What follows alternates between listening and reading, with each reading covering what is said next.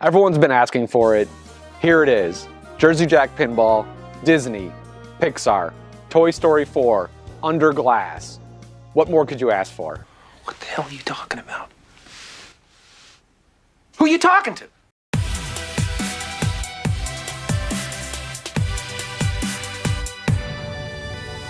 What's up, guys, and welcome back to my channel where I talk and do everything pinball. So if that sounds interesting to you, then hit that subscribe button down below. So Toy Story 4 gets revealed by Jersey Jack Pinball today, and I watch all the footage that they have for us, and all I could think about is the fact that I have never seen Toy Story 4. So I took care of that today. I now have knowledge over all 4 of the Toy Story movies. Now, with that being said, Part 4 is the worst. It's not that it was bad, it's just that if I had to label which one I liked the best and which one I enjoyed the least, then Part 4 would fall into the category of the least favorite. This is why my cold open was what it was, because no one was asking for Toy Story 4. We were essentially asking for Toy Story in general. So that could have been 1, 2, 3, or maybe just a Toy Story world in general. So whenever it's revealed to be Toy Story 4... Come on, Boogie, let's burn this motherfucker down! Instant lashback by a lot of people out there, and now a little bit including myself, knowing that I enjoyed number 4 the least. I mean, I will say, thankfully, they incorporated Key and Peele into a couple of the characters for the movie. I found those 2 toys to be quite... They made me laugh quite a few times. Well, we're not doing that. Yep. Oh, no way. Stuff that. Awesome. Oh, to infinity and my foot! I mean, this movie seemed like a farewell to one of the main characters, and that may be well suited for the game because rumor has it that this would be Pat Lawler's last game. Can he go out with a bang? Only time will tell. Now, let's first jump into theme integration for a minute, and this is a mixed bag for me, mainly because I feel that the other 3 movies had a better enemy. And that was one of the biggest faults of the movie and now the pinball machine, because the bad guy isn't really bad. Gabby Gabby has a tragic backstory, honestly, and her storyline ends on a very good note. It actually goes very well, and it ends in a good fashion. She wasn't an entirely bad person or villain. She was just a little creepy, and that was about it. And now you want me to bash her in the face with a steel ball throughout the entirety of my games. Any other villain would have been better. On Toy Story 1, you had Sid, the psychotic kid that was blowing up toys. Obviously not a good person, would much prefer to smack him. Toy Story 2, you had that collector antique repair guy, but even still, you could have had Emperor Zurg as an enemy, or Stinky Pete was the farmer guy, yeah, that played by the Fraser dude, I forgot his name. Anyways, but he was a bad guy, so you could have had him from Toy Story 2 as well, and then you had Toy Story 3 with this motherfucker. Where's your kid now, Sheriff? He literally tries to kill all the toys.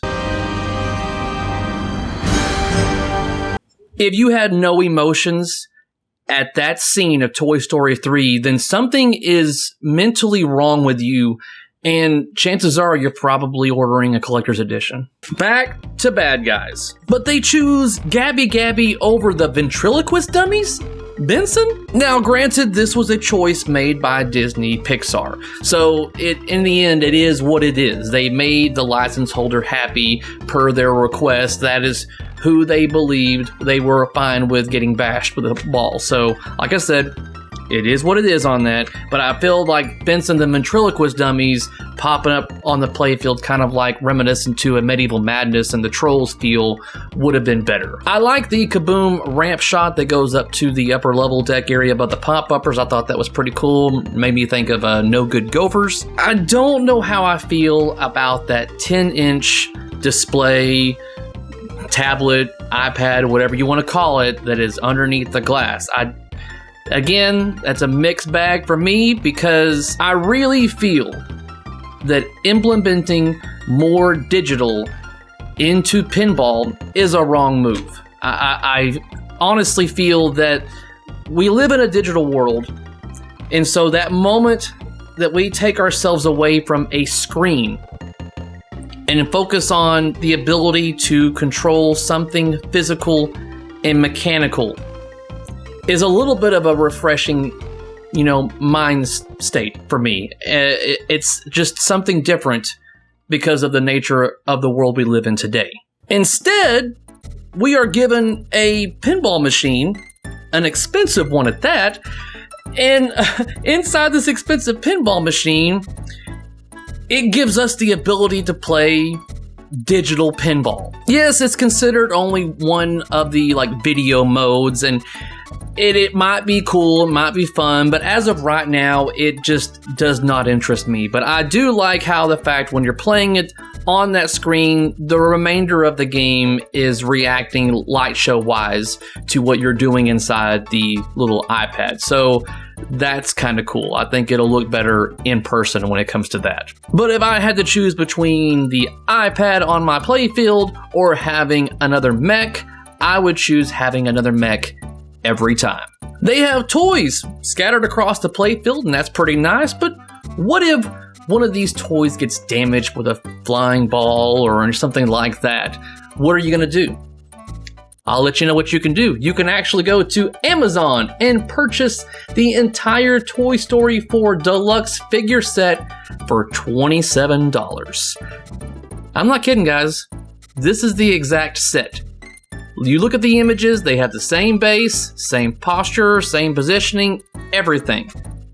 But when you buy in bulk, it's even cheaper. When it comes to music and sound, I don't care for most of it. It's very reminiscent to slot machines and coin pushers that you can typically play and hear at the family centers that may be around you, like the little entertainment places. My wife plays the coin pushers a lot. So certain sounds I hear and it immediately makes me think of that. So while Wonka was a good example of that, and now with Toy Story, it's the same thing. The pop bumpers, I like the sound effects for those. The spinner on the inner loop is god awful. I mean, how often do you hear someone say, what I really like to hear repeatedly is a small little bell. That's what I like to hear a lot.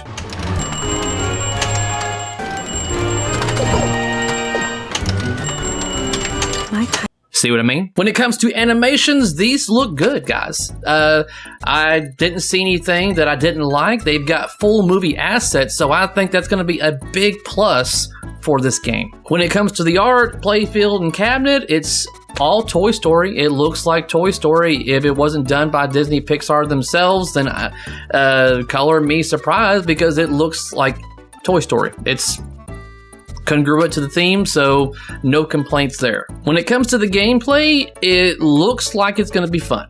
I was able to watch it, but I couldn't watch it in its entirety a lot. I had to watch it in segments, mainly due to the audio for it. The game sounds are not nice to me. That's just me, my personal preference on that. But when it comes to the shot layout, I like it because it's not your typical fan layout. You've got the upper flipper right there that can only be made that one particular shot with that flipper.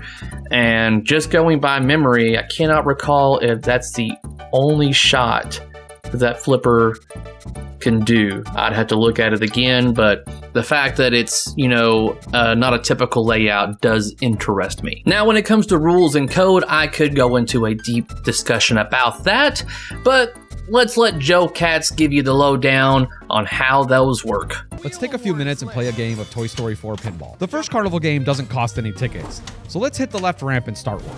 The goal of each carnival mode is to collect a character. The goal of each mode is to collect a character. As a reminder, the rules for the carnival mode something to pay attention to is the Canadian Maple. Be on the lookout for Gabby Gabby. And now I've hit Gabby Gabby, earning progress for the last shot of Gabby carnival mode. And there I am landing in the inner voice saucer, making additional progress. And there it is, collecting Jess. There I am down the street, completing the there I am Gabby Gabby. There I am Gabby Gabby. There I am Gabby Gabby. There I am Gabby Gabby. There I am Gabby Gabby. There I am. There I am. There I am. There I am.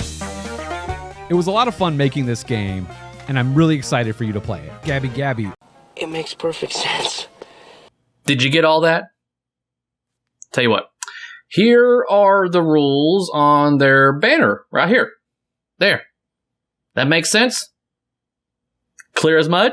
Jokes aside, this was part of my issue with Wonka, is that you no longer have the whole shoot for what is lit, because it seems like everything is fucking lit. So it's a matter of, what do I shoot for? What do I do? I mean, it may be easier in person when I'm actually in front of it to figure out the game. But as it stands, I don't know.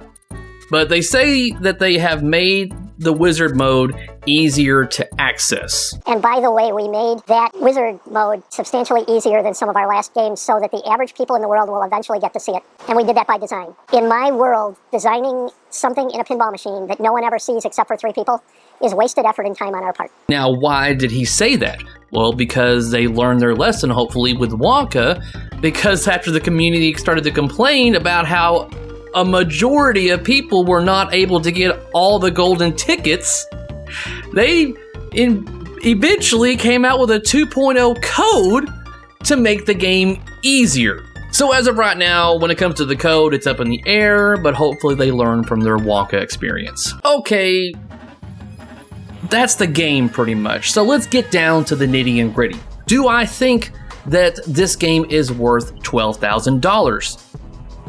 Fuck no. The price tag is ridiculous for what's in this game. Could it be the license fee? Maybe. Could it be more than Beatles though? Doubt it. I mean, since COVID, you have your part shortages and even labor shortages. Maybe that's configured into it? Possibly. Or they are really trying to see where the ceiling is at with you guys. And the ceiling will keep getting higher if you keep bending over, buying at these prices. I know I'm probably sounding mean, and you can do whatever you want with your money. I'm just not seeing where the money is going in this particular title. I mean, $12,000 is for the limited edition. The collector's edition is $15,000 plus. And I say plus because I'm already seeing people trying to sell their spots for $6,000. One person, but still, it's there. I'm seeing one for $17,600, I think is what that one is. But yeah, so, and the prices may go up depending on what the market is. If a lot of you out there change their minds on their collector's editions, then the market will adjust. So what all do you get with the collector's edition versus the limited edition? And the funny thing is, this is where it does get a little funny, because on Jersey Jack's website, they don't have like a trim matrix like Stern usually has, where it shows you side by side in comparison of what you're getting on this title versus this title. And if they do have it, it's not easily accessible as it is for Stern, guys. So if you want to share with me, it's right here, dumbass. Okay, fine. My bad, but it's not easily accessible. So going side by side, this is what is actually different between the two trim models. And the thing is, they list off everything in the game to make it seem like, you're getting a lot in the game, but it's just stuff that's in the game. I don't know. I digress. But here it is. I got a list right here. Here we go. Carnival Red Powder Chrome Armor. Now, the LE is just a standard powder coating of the blue, but this is chrome armored with the red powder. So if this is what I believe it to be, this is an extra process, guys, because first they have to have all metal portions chromed. Then they have to shoot it with a red clear that gives it that nice It's a very pretty look. I'm not going to deny it. It's just a little bit of extra is involved in this whole process. But I'm hoping that it can withstand what is coming its way.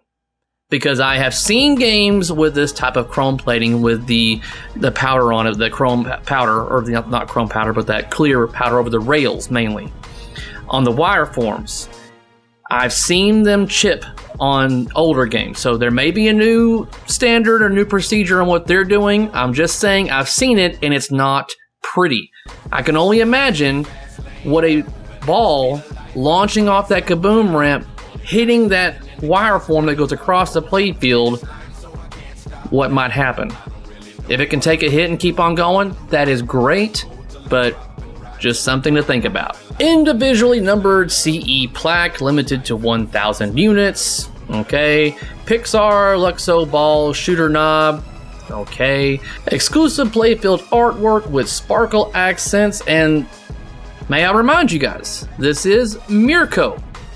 So you're already going to be rolling the dice, and we have yet to get a hard confirmed announcement stating that the issues have been resolved. Hey there, pinball fans. I'm Richard. Not right now. Radcal Cabinet Art Package by John Yowsey. So I've seen good installs for Radcals, and I've seen bad installs, but not done by manufacturers, so I would like to say that the Radcals are probably going to look pretty good. Mirrored back glass and art blades. Alright. Fiber optic fireworks topper with flying Duke Kaboom mech. Okay, so aside from the flying Duke Kaboom mech, the fiber optic fireworks, don't let those fancy words, they're not even fancy, but don't let that try to persuade you in thinking that, ooh, fiber optic. No, guys, this stuff's been around for years. My grandma even had like a fiber optic little lamp. I'll show you right here, but it's nothing really special. It gives a nice little effect for the fireworks they're going for, so I will give them that. But I think the main difference in the tier models is obviously you're getting the topper with the collectors, and you're not going to be getting one with the limited edition. 450 plus individually controlled RGB LEDs with under cabinet lighting. What does it mean 450 plus? I mean, do they honestly not know how many RGB LEDs are in the game? Once they hit 450 and they saw that there was more, they were just like, fuck it, 450 plus. Signature card signed by Pat Lawler and Jack Guanari. Laser etched rule card. Additional custom speech by Annie Potts. Now, this is another one of those cases where I'm like, really? You're gonna... Basically, they're not adding this. They are more than likely taking it away from the game on the limited edition, guys. This is merely megabytes of data for callouts in a callouts folder that they are taking away from you on your limited edition for this collector's edition.